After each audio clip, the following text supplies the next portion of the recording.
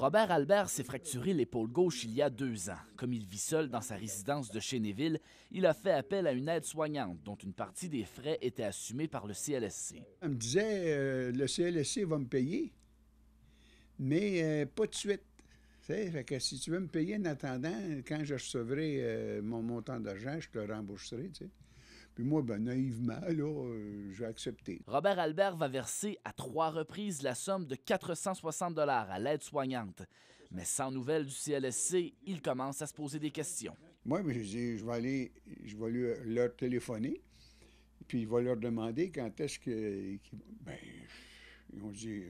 On ne paye pas ça, là.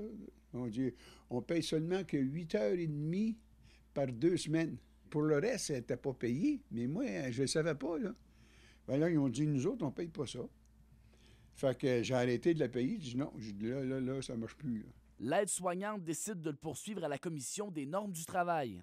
Il va lui réclamer plus de 3 000 $ pour son salaire non payé, ses vacances et les jours fériés. Robert Albert aura gain de cause, mais a tout de même perdu beaucoup d'argent. Elle a vidé mon compte, puis elle voulait me faire emprunter sur mes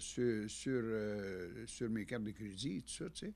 Fait que j'ai emprunté une fois, mais là, wow, minute, là, après ça, il ne voulait plus me prêter, moi, là, Le CLSC de Papineau explique que les personnes âgées ne doivent jamais, à moins d'une entente, verser de leur argent à leur aide-soignante. Vous ne payez pas le résident pour qu'il paie les employés? Non, jamais. Alors, il n'y a aucune transition d'argent entre nous, entre la personne âgée et son travailleur autonome. L'an dernier, plus de 100 aînés en Outaouais ont fait une plainte à la ligne Aide-abus aînés. Au Québec, plus de 60 % des plaintes étaient pour de l'abus à domicile. Les intervenants sont assez vigilants quand on voit déjà qu'il y a une problématique au niveau de la réclamation, au niveau des heures, que ça ne fonctionne pas, puis que même la personne âgée sent un peu d'inquiétude à ce niveau-là. Les intervenants retournent à domicile rapidement pour agir. Après avoir combattu un cancer, Robert Albert regarde maintenant vers l'avenir et n'a pas l'intention de se battre pour récupérer son argent. De toute façon, si je la poursuis, elle n'a pas d'argent. Fait que moi, je me courir pour rien. Et puis, je me ferai jamais rembourser. Simon-Pierre Ouellette, TVA Nouvelles, dans la Petite Nation.